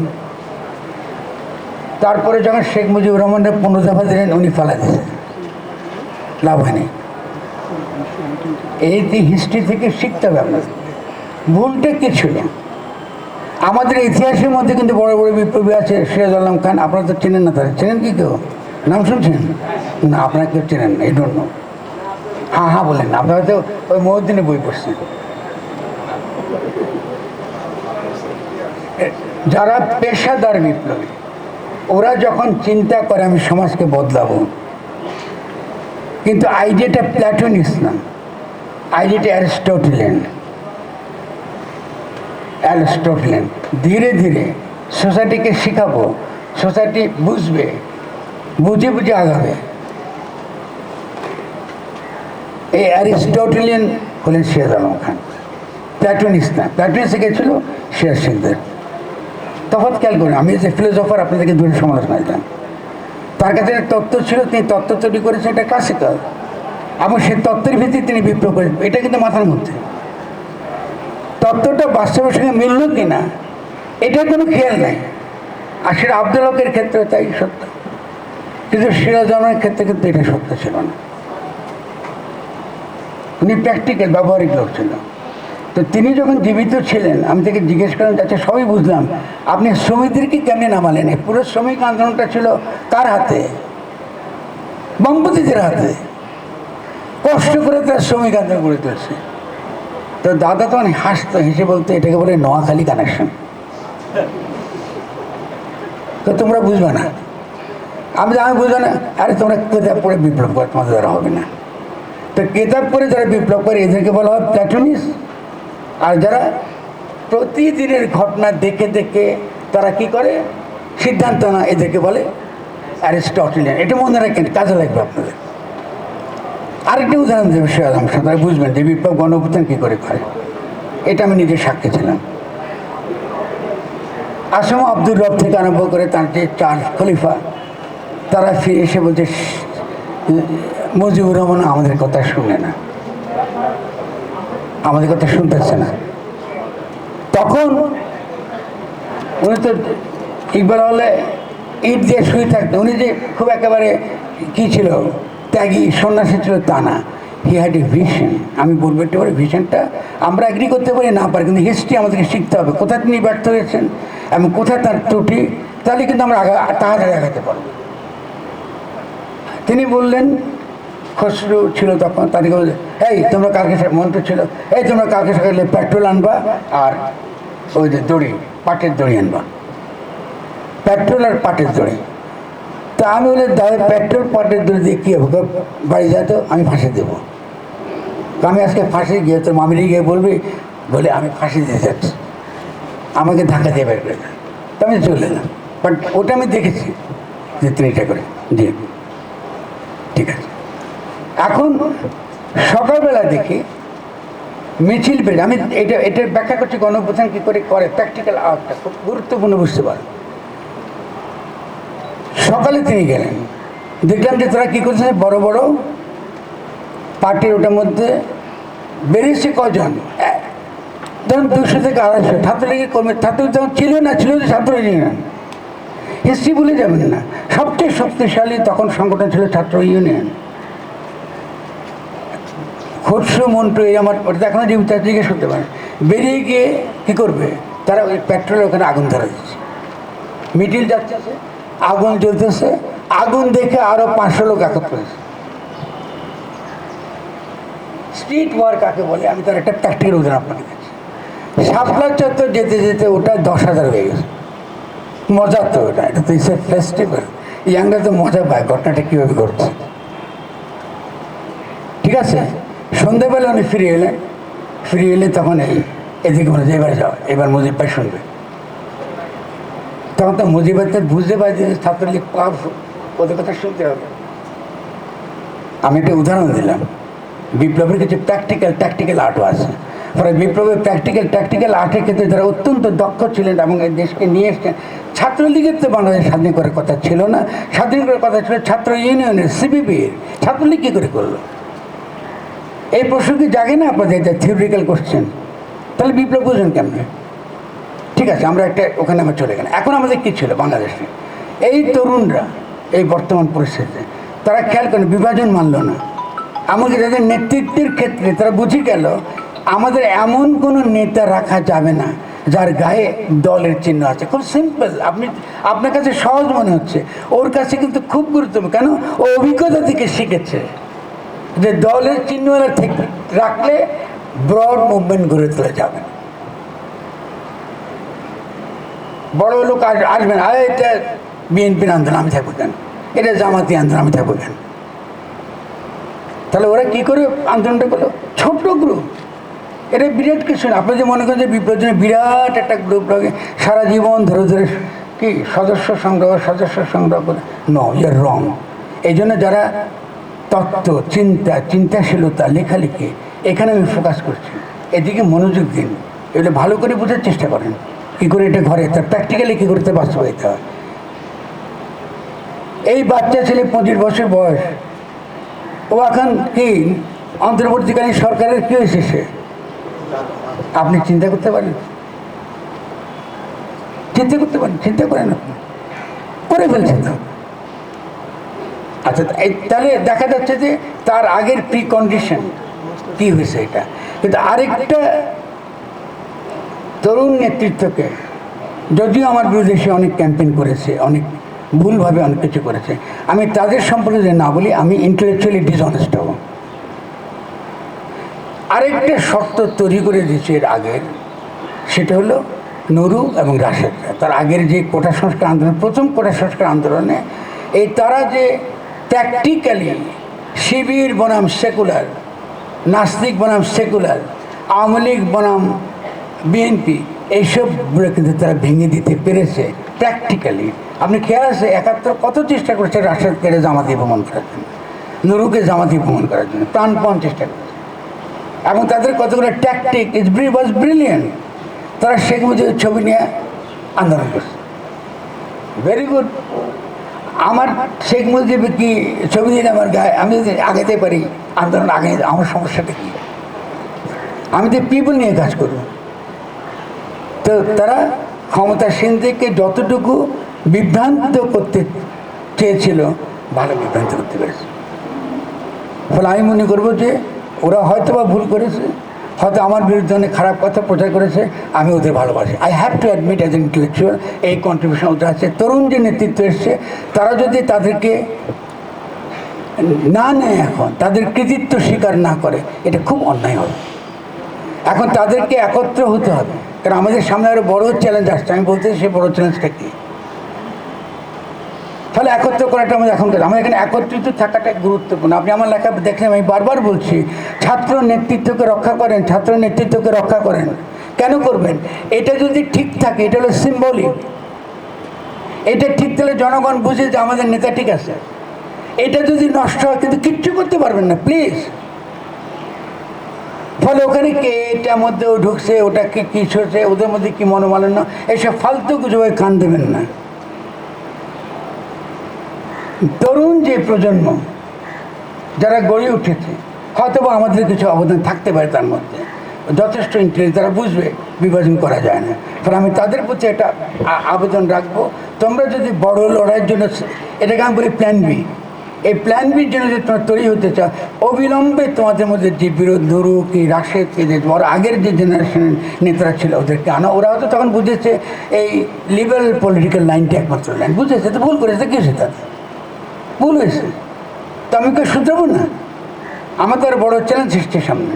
এখন বড় চ্যালেঞ্জটা কী, আমি আপনাদেরকে বলি। এই চ্যালেঞ্জটার ক্ষেত্রে প্রধান যে সমস্যা, সেই সমস্যা হলো আমরা কনস্টিটিউয়েন্ট পাওয়ারের কনসেপ্ট এবং ডেমোক্রেসির কনসেপ্ট আমরা বুঝি না, এখন আমাদের সমাজে পরিষ্কার না। কেমন কনস্টিটিউয়েন্ট পাওয়ারটা কাকে বলে, কী বলে?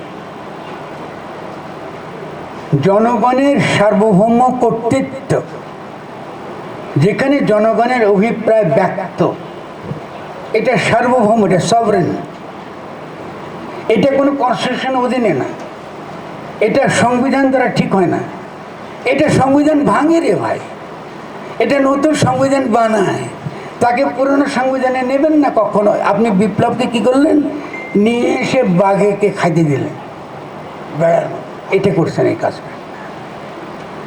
ছাত্ররা যে এত অমানসিক পরিশ্রম করে জান দিয়ে জীবন দিয়ে যেটা করলেন, আপনি এটা সুন্দর সোনার থালায় সেনাবাহিনীর কাছে দিয়ে এসেছেন। ছাত্রদের কি পরিকল্পনা ছিল? ছাত্ররা চেয়েছিল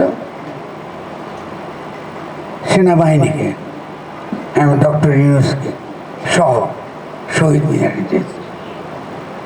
কারণ ওই শহীদ মিনার ওই আন্দোলনের সময় symbol of the sovereign power of the people.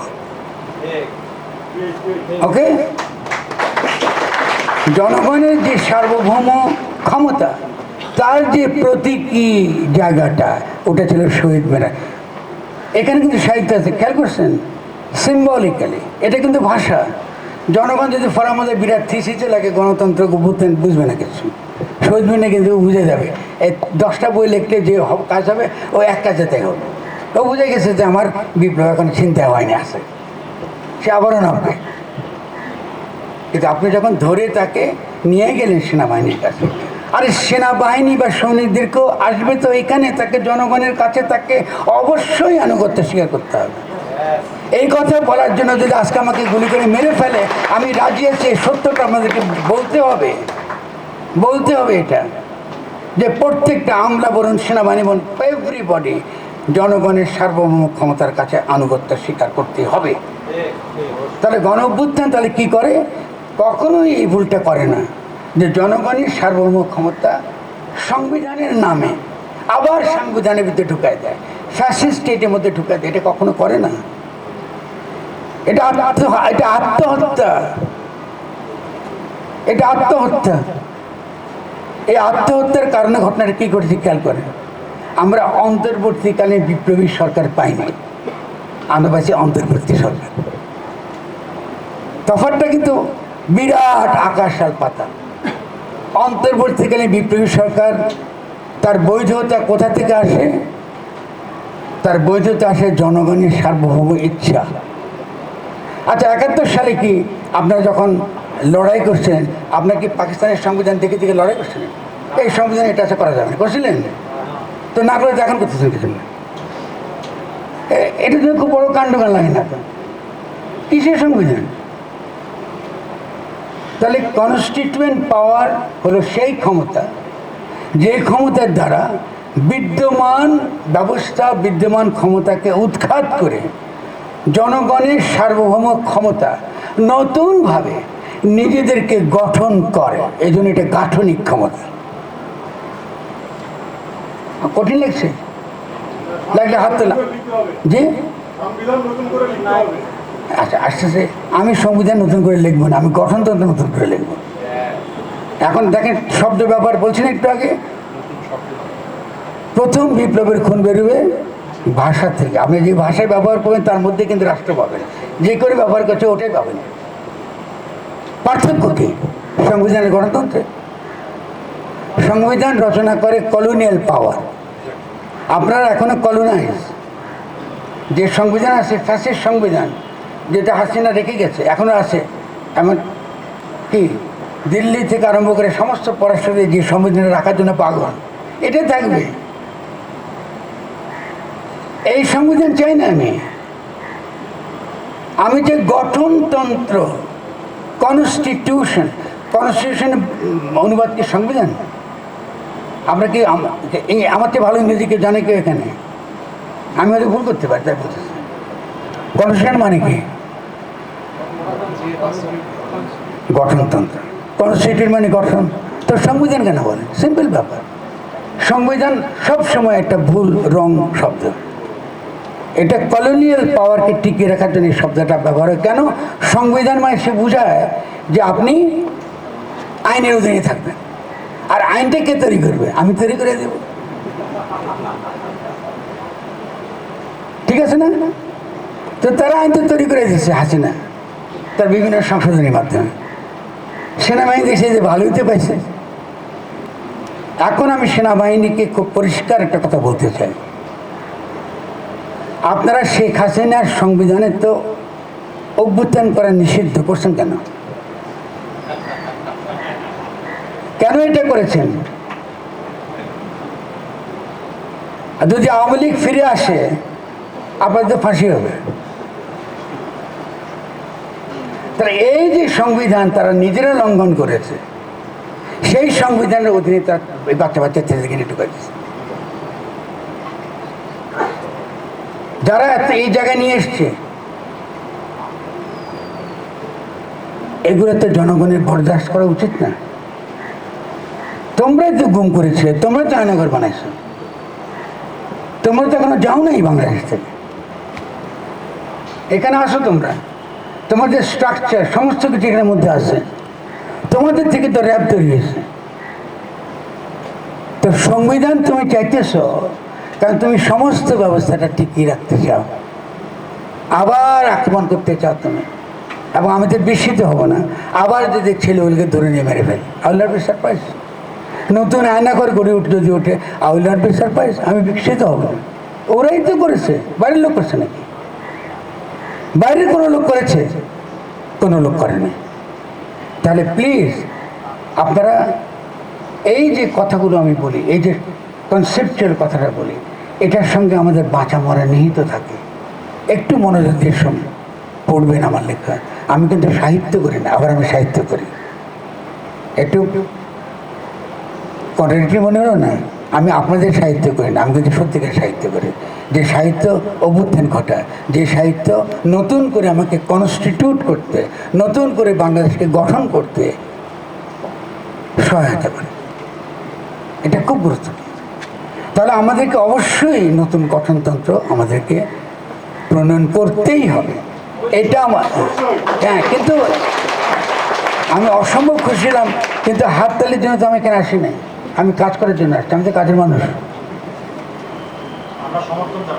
না। আমি সমর্থন চাই না, কাজ করেন গিয়ে, কাজ করে দেখবো, কাজ করে দেখবো রাস্তাতে, কাজ করে দেখবো যে রাস্তাতে কিন্তু হচ্ছে যে ঘটনাটা।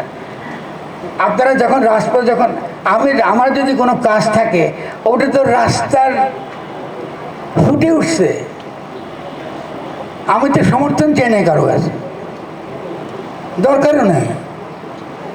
রাস্তায় ফুটবেই যদি কাজ করি, যদি সাহিত্য ঠিক মতো করি। সাহিত্য ঠিক মতো করলে ওটা হবেই। পৃথিবীর কোনো শক্তি নাই পৃথিবীতে বদলায়। এই জন্য আমি একটা লেখা লিখেছিলাম, কোটা সংস্কার এবং হেগেল।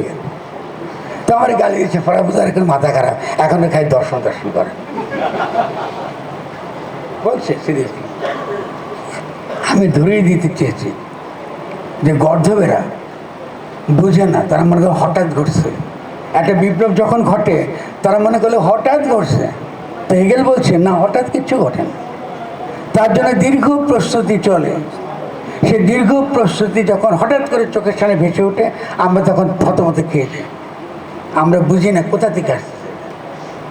তখন আমরা কী করি? আমরা কী করি জানেন? তখন বলি ষড়যন্ত্র। বড় শব্দ একটা আছে না, ষড়যন্ত্র।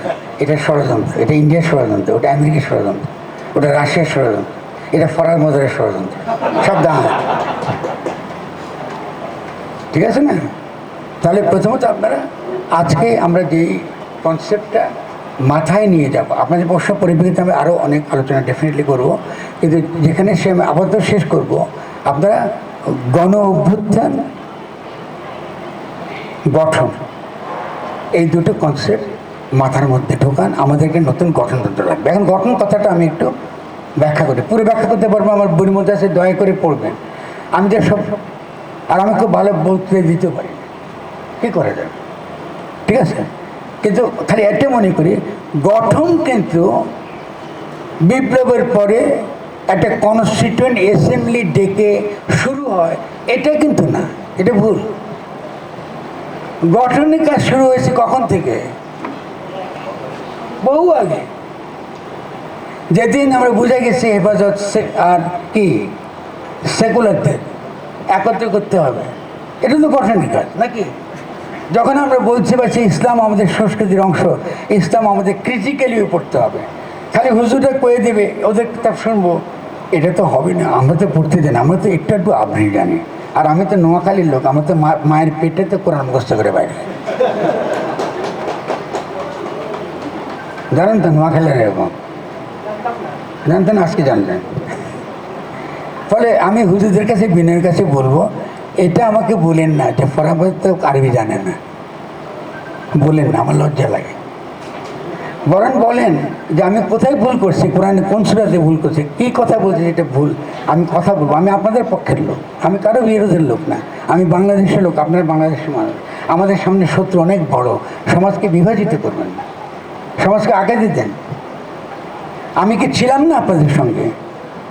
আপনাদেরকে যখন ডেইলি স্টারের বড় বড় ছবিতে টুপিওয়ালা ছেলেদেরকে ধরে ধরা সন্ত্রাসী পরে ধরে নিয়ে গেছিল, কারো কথা বলার সাহস ছিল না। টুপি পরে আসবেন এরকম কোনো সাহস ছিল না বাংলাদেশে।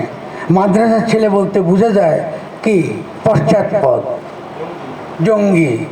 আমি কি চিন্তাতে তাদের প্রচ্ছদ দিয়ে ছবি লিখি নাই? আমি কি লিখি নাই? আপনারা কোথায় ছিলেন তখন, যখন এই ছেলেদেরকে বাঁচার জন্য লড়েছিলাম মানে ওয়ারেন্ট টেররের বিরুদ্ধে? আমি যখন এই ঢাকা শহরে দাঁড়িয়ে ক্রুসেড, জিহাদ এবং শ্রেণী সংগ্রাম বলেছিলাম, আপনারা সেকুলার আমাকে ত্যাগ করেছিলেন। আমি তো আমাদের মাদ্রাসার ছেলেকে ত্যাগ করিনি, ও তো আমার সন্তান। আমি কেন ওকে ত্যাগ করি?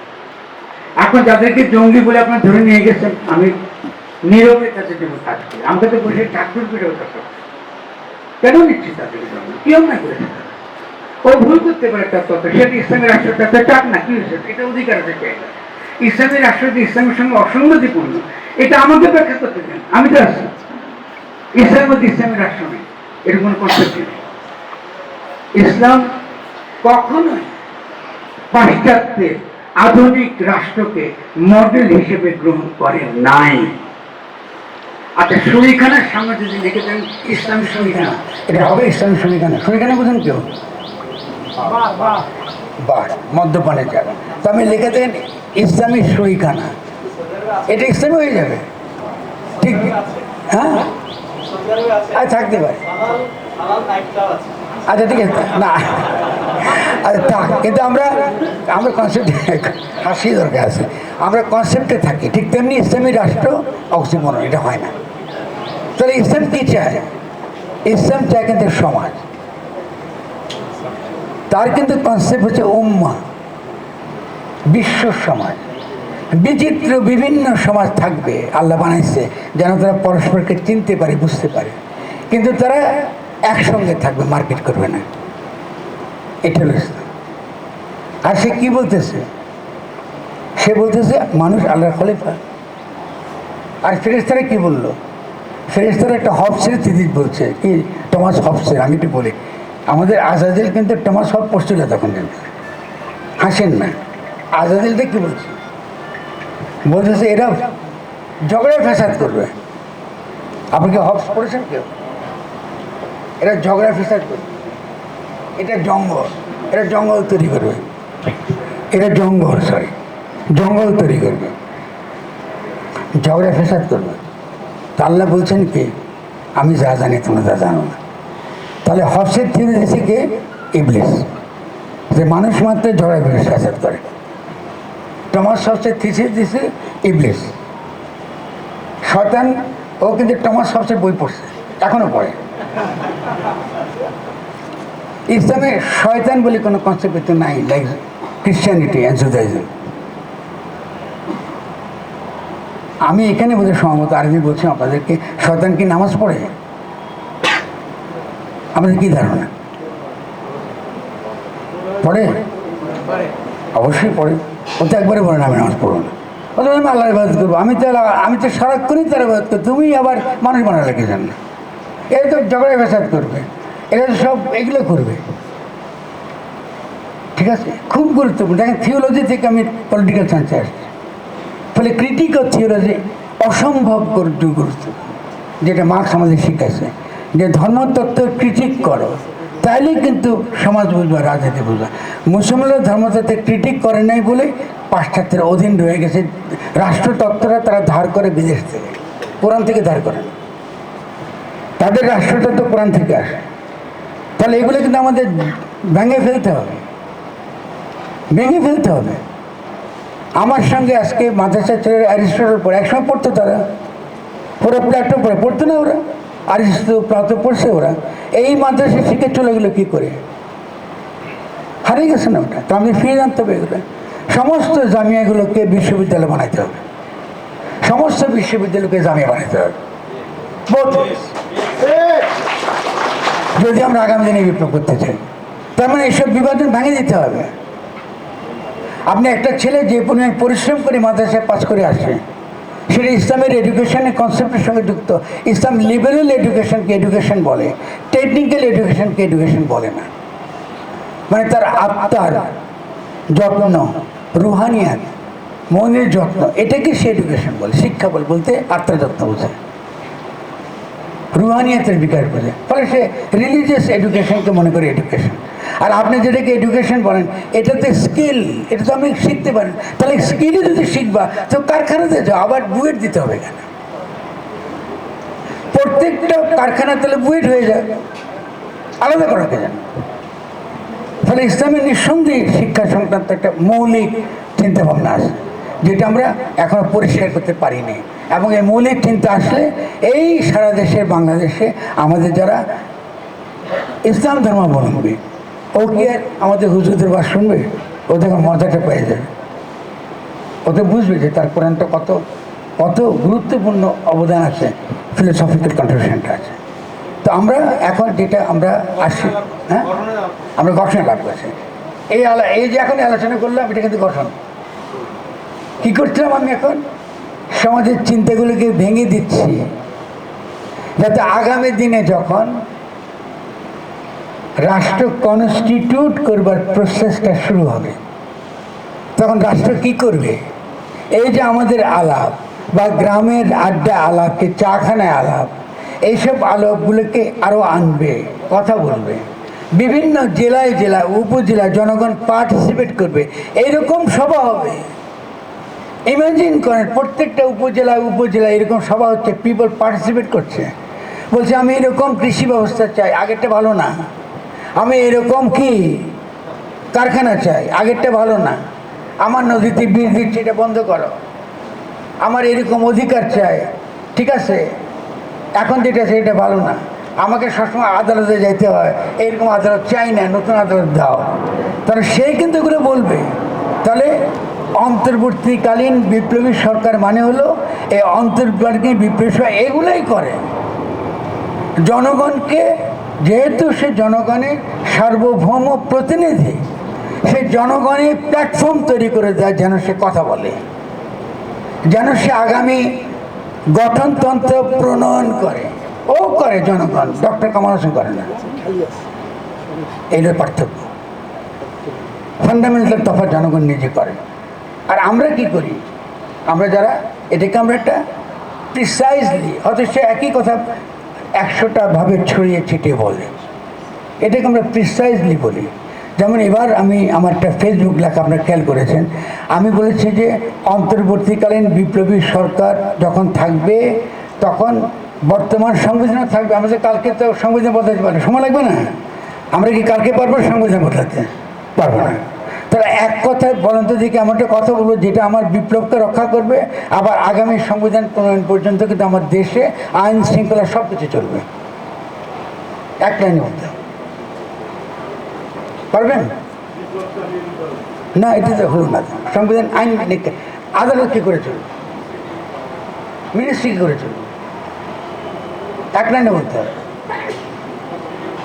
এটা হচ্ছে যে ইন্টেলেকচুয়াল বুদ্ধিবৃত্তির কাজ। এটা এক লাইনটা হলো বিদ্যমান সংবিধান। এখন যা ধরেন আমরা ক্ষমতায় চলে গেলাম, ক্ষমতাটা হলো অন্তর্বর্তীকালীন বিপ্লবী সরকার, অন্তর্বর্তীকালীন সরকার না। এই সরকার বলবে, আমি ফেসবুকে লিখেছি, এটা দয়া করে পড়ে 4টা দিন শিখে গিয়ে এ বলবে বর্তমান সংবিধান অনুযায়ী রাষ্ট্র চলতেছে, আপনি হঠাৎ করে বন্ধ করে দিতে পারবেন। কিন্তু এই সংবিধানে কোনো ধারা যদি আন্তর্জাতিক মানবাধিকার সনদ যেগুলো গৃহীত হয়েছে, আন্তর্জাতিক মানবাধিকার সনদ যেগুলো আছে, যেটা আমাদের সরকার স্বাক্ষর করেছে অথবা সার্বজনীন সনদ স্বাক্ষরিত হয়েছে, ওর বাধ্য করতে পারে, ওটা লঙ্ঘন করতে পারবে না। এবং ওর সঙ্গে যা যা সনদ তার সঙ্গে কি সাংঘর্ষিক, ওটা বাতিল হয়ে যাবে, এক লাইন আর দরকার নাই তো আমার। আচ্ছা, আমি আজকে ধরেন অন্তর্বর্তী বিপ্লবের মাধ্যমে অন্তর্বর্তীকালীন বিপ্লবী সরকার প্রতিষ্ঠিত হয়ে গেল, তাহলে সরকার তো চলতে হবে না? যতক্ষণ পর্যন্ত সংবিধান প্রণীত হবে সময় লাগবে না? সময় তো লাগবে। সে বলবে আজকে থেকে সব কিছু যেমন করে চলছে তেমনি করে চলবে, যে যেখানে আছে ওখানেই থাকবে, ল অ্যান্ড অর্ডার থাকবে, যা যা তাই থাকবে, আমরা সকলে উচ্ছৃঙ্খলতা কোনো সব চলবে, কিন্তু চলবে কিসের অধীনে? বর্তমান সংবিধানের অধীনে। কিন্তু আমরা তো বলছি নতুন সংবিধান লিখবো, এটাকে আমরা বলবো, এটা বলে তো সবরিত হয়ে যায় না, তাহলে তার সঙ্গে যুক্ত করে দিতে হবে। কিন্তু যদি বর্তমান সংবিধানের কোনো বিধান আন্তর্জাতিক মানবাধিকার সনদ যতগুলো আছে বাংলাদেশ সাইন করছে, স্বাক্ষর করছে, সিডো থেকে শুরু করে ইউনিভার্সাল হিউম্যান রাইট থেকে শুরু করে যা কিছু টর্চারের আইন, যত কিছু আইন আছে, আন্তর্জাতিক মানবাধিকারের সনদগুলোর সঙ্গে যদি তার কোনো বিরোধ ঘটে, তাহলে কোনটা বাতিল হবে? এটা বাতিল হবে। আর তো বলে থাকো বাকিটা বিচার করবে কি? বিচারালয় করবে, আদালত ঠিক করবে, আমাদের দরকার নেই। আমি তো বিপ্লব করতে নামছি, আমি তো অথরিটি, পিপলের পরিপ্রেক্ষিতে আমি হলাম বিপ্লবের অথরিটি, সর্বময় ক্ষমতা আমার। আমি জনগণের পক্ষে বলতে চাই, এই তুমি রাষ্ট্র চালাও ঠিক মতো, আইন সবই চালাও, কিন্তু এমন এই আইন বাংলাদেশের আইন মধ্যে চলবে, অসুবিধা নেই, এটাকে তুমি অভ্যস্ত হয়ে গেছো, কিন্তু তুমি এমন কোনো আইন করতে পারবে না যে আইনটা আন্তর্জাতিক মানবাধিকার সনদের সঙ্গে বিরোধী। খুব সহজ। আপনারা মনে করেন যে বিপ্লব করা কঠিন, অন্তত আমার যদি কোনো একটা অবদান আপনাদের জীবদ্দশা করে দিয়ে থাকি, সেটা দেখাই দিচ্ছি যেটা সহজ করতে চলে পারা যায়। ইফ উই আর সিরিয়াস, তাহলে এই ক্ষেত্রেও আমরা যখন এই ঘটনাটা ঘটাই দিলাম, আমরা কোথায় ঠেকে গেলাম, আমাদেরকে ঢুকাই দিল আবার ফ্যাসিস্ট সংবিধানের অধীনে। সেক্ষেত্রে আমার প্রস্তাব ছিল, এখন আর লিখিত আছে ফেসবুকে লিখেছি, আমি বলেছি প্রথমত ডক্টর ইউনূসের ছাত্রদের উচিত হবে তাকে নিয়ে কোথায় যাওয়া? শহীদ মিনারে জনগণের সার্বভৌমত্ব যেখানে প্রকাশিত এবং বর্তমান, তিনি সেখানে শপথ নেবেন। বর্তমান সংবিধানের অধীনে শপথ নেওয়ার তো কোনো সুযোগই নেই, এরকম কোনো সরকারই নেই, বিধানই নেই। তার এই শপথটি কি বৈধ? তো তিনি শহীদ মিনারে শপথ দিতেন, তখন কি এটা বৈধ হতো? কেন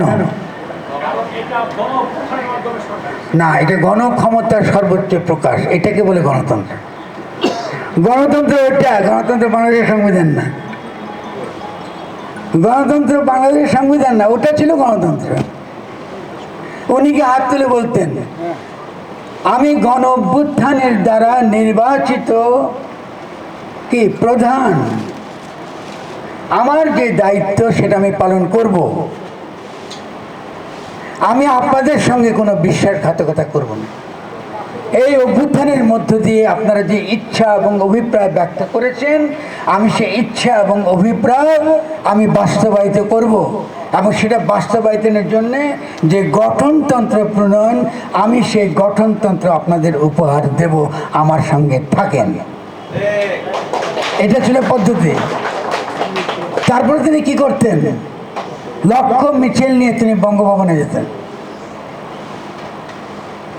আপনি ছবিটা চিন্তা করেন, অভ্যুত্থান হয়ে গেছে, জনগণকে নিয়ে আমাদের ডক্টর ইউনূস অন্তর্বর্তীকালীন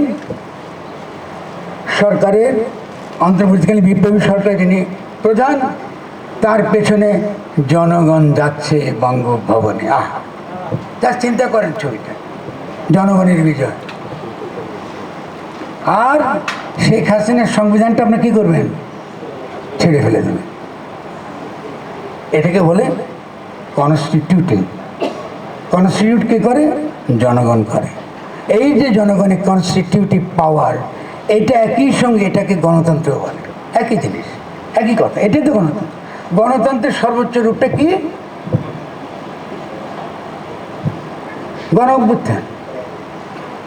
এবং জনগণের কনস্টিটিউটেড পাওয়ার, গণ অভ্যুত্থান মানে পতন ঘটেছে আগের অর্ডারের। আগের যে অর্ডার ছিল, আগের যে রাষ্ট্র ব্যবস্থা ছিল, এটা পতিত হয়েছে। এই জন্য মনে আছে কিনা ফেসবুকে বলেছিলাম, পদত্যাগ বলেন না, পতন বলেন। ঠিক আছে? তো পতনের পরে তো বেগম আছে না।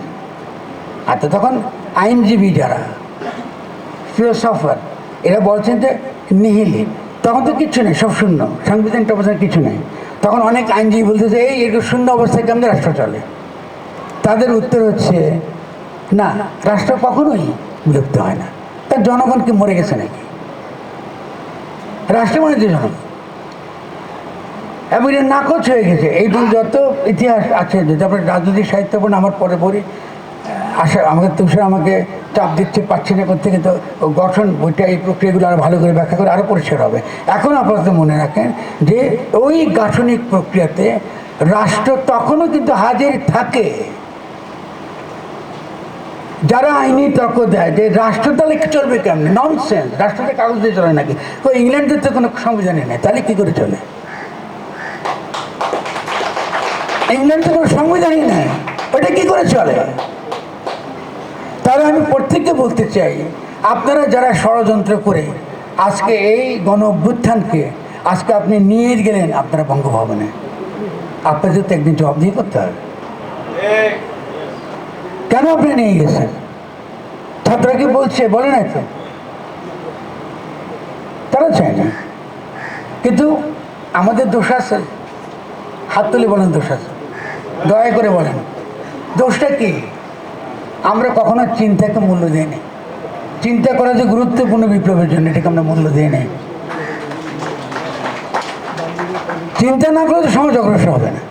আজকে যে চিন্তাটা করলাম এখানে বসে আপনাদেরকে শেয়ার করলাম, আমি না থাকলে তো চিন্তাটা থাকবে, থাকবে কিনা? হারিয়ে তো যাবে না। তাহলে সমাজ কিন্তু চিন্তাতে ব্রেক থ্রু করে, পর্বে পর্বে সমস্যা আকারে হাজির হয়, সমস্যা সে সমাধান করে। আমাকে যখন প্রশ্ন করা হলো এই যে আপনি খালি গণঅভ্যুত্থান গমর্জন করেন, তো রাষ্ট্র চলবে কেমন? তো আমি তো উত্তর দিলাম ওদেরকে, এভাবে চলবে। বলবো যে মানবাধিকার সঙ্গে যেগুলো সাংঘর্ষিক, এগুলো বিলুপ হয়ে যাবে, আর সব বাংলাদেশের সংবিধান যা আছে তাই চলবে। আর আমার উত্তর দেয় না। তার আমাকে বলে যে আপনাকে ধরে নিয়ে যাবো, কোথায় নিয়ে যান? আমি তো আসি বসে। ঠিক আছে, এভাবে তো বললে হবে না, ভয় পেলে তো চলবে না। আমাদের সমস্যা হচ্ছে আমরা যখন, যেহেতু আমরা চিন্তা করি না, তখন চিন্তা, বিপ্লবী চিন্তা ধরতে পারি না, বুঝিও না। বিপ্লব বলতে আমরা কী বুঝি? লাঠি নিয়ে মারো, ওকে মারো, সহিংস করো, রাস্তার চেঁচামেচি করো, এটাকে বিপ্লব বলে না। বিপ্লব is at the same time এটা একটা ইন্টেলেকচুয়াল রেভলিউশন। আমাদের চেতনার মধ্যে, গণচেতনার মধ্যে বৈপ্লবিক রূপান্তর। আমরা যখন এটা বুঝে যাব যে গণ অভ্যুত্থান কাকে বলে এবং গঠন কাকে বলে, বিশ্বাস করেন পৃথিবীর কোনো শক্তি নাই আমাদেরকে ঠেকা রাখতে পারে, কোনো শক্তি নাই। এই বাচ্চা বাচ্চা ছেলেদেরকে ঠেকা রাখতে পারছে? বলেন পারছে? আজকে ডিবি হারুন কই? না না, ও একটা ভাতের খুলছে না, কোন শেখ হাসিনা যদি আমার বক্তব্যটা শোনেন, আপনার লজ্জিত হওয়া উচিত। 25 বছরের বাচ্চারা আপনাকে লাথি মেরে দেশ থেকে বের করে দিচ্ছে।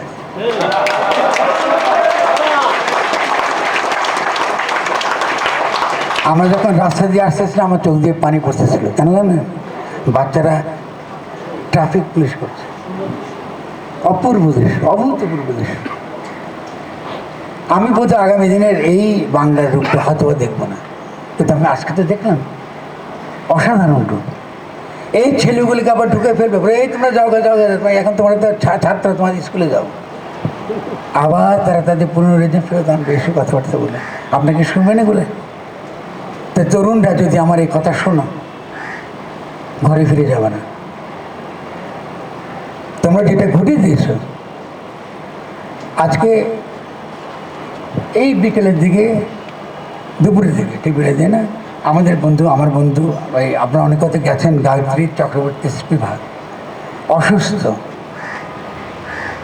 পাগল হয়ে গেছে শুনে, কিছু কিছু শুনতেছে। এবং একই সঙ্গে তিনি এই গতবার যখন আমাদের এখানে এসেছিলেন, আমার সঙ্গে বলছে, ফরাদ তুমি সংবিধান কেন বলো না, গঠনতন্ত্র কেন বলো? তখন বুঝলাম। এবার আমাকে বলে যে দেখো, এই যে কনসেপচুয়াল ডেভেলপমেন্টটা, ছোট্ট ছোট্ট কনসেপচুয়াল ডেভেলপমেন্ট, যেটা টুলস, এই টুলস কী করে এম্পাওয়ার করে আমাদের ছোট ছোট জিনিস, এটাকে উপেক্ষা করবেন না। আর আমি তরুণদের একটু আবারও করজোরে বলবো, ফেসবুকার হবেন না। ফেসবুকার হওয়া খারাপ না, ফেসবুক দিয়ে কিন্তু বিপ্লব করা যায়, চাইলে। আমরা আগে কী করতাম, আমরা একটা বই পেলে নিজের হাতে লিখতাম, 5 জনে লিখতাম, 5টা বেতন নড়তো। দেখেন কত বড় অ্যাডভান্টেজ আপনাদের, অতি সহজে পড়তে পারছেন সারা দুনিয়ার খবর, অতি সহজে ইমিডিয়েটলি। কিন্তু আপনার সেকেন্ড প্ল্যানটা কি, এইবারটা ফেল করছে, আচ্ছা আরেকটা প্ল্যান বড়, আচ্ছা আফ্রিকাতে কী করছে এরা, ল্যাটিন আমেরিকা কী করছে, আচ্ছা অকুপাইড কী বলে ওয়াল স্ট্রিট, ওখানে তারা কী আন্দোলন করছিল, ওদের সঙ্গে কথা বলা, সব কিন্তু ফোনে আসছে, প্রত্যেক কিন্তু available on phone. Develop the network, আন্তর্জাতিক নেটওয়ার্ক গড়ে তোলেন। এই লড়াইটা কিন্তু বিশ্ব ব্যবস্থাকে বদলাই দেবে, বিশ্বাস করেন। যদি আমরা পারি, মানে বদলাই দেব, দুনিয়া কেঁপে উঠবে। হ্যাঁ, শেষ কথা, ইউক্রেনের যুদ্ধ হলো, প্যালেস্টাইনের যুদ্ধের পরিপ্রেক্ষিতে আমরা একটা স্পেস পাইছি ছোট, এই স্পেসটা বেশি দিন থাকবে না।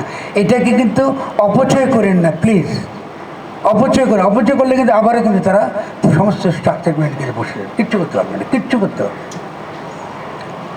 ঠিক আছে না? তো আমি এখানে শেষ করে মোটামুটি বোধহয় হ্যাঁ হয়েছে।